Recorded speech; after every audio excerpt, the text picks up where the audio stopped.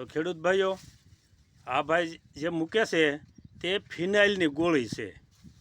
જે આ મેળામાં માલ નાખેલો છે ડુંગળી, એમાં જો ફિનાઇલની ગોળી મૂકે તો એમાં કોક ડુંગળી ક્યારેક બગડી હોય તો જીવાત ન પડે, અને ભેજનું પ્રમાણ હોય તો એમાં ભેજ ઓછો રહે, આમ સૂકું વાતાવરણ રહે આ ફિનાઇલની ગોળીથી. એટલે ડુંગળી ઓછી બગડવા કરે. તો આ મેળાના માલમાં આ ફિનાઇલ ભાઈ મૂકે છે. આમાં 3-4 ફૂટના વેળા એક ગોળી મૂકી દેવાની.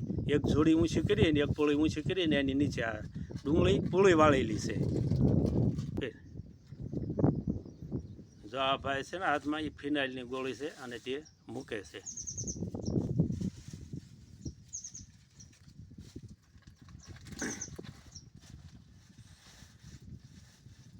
જ્યારે આપણે ડુંગળીનું ભંડારણ કરીએ ને ત્યારે આ ફિનાઇલની ગોળી જ્યારે બહુ જ ભેજ હોય વધારે પડતો ત્યારે મૂકવી આવશ્યક છે. તો તે ડુંગળીને બગડવા દેતી નથી અને ડુંગળી સારી રહે છે.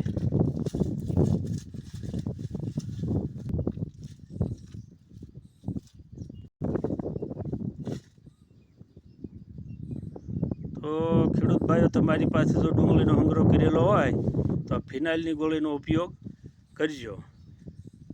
હમણાં એક નવી માહિતી આવી છે કે સરકારે અફઘાનિસ્તાનમાંથી ડુંગળી આયાતની છૂટ આપી છે એમ.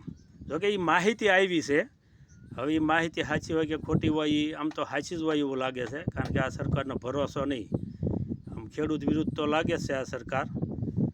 તો આના વિશે તમારે ખેડૂત ભાઈઓને શું કહેવાનું થાય છે તો એ કમેન્ટ દ્વારા જણાવજો. અને આ વિડીયોને સબસ્ક્રાઈબ કરજો, લાઈક કરજો અને શેર કરજો. જય હિન્દ.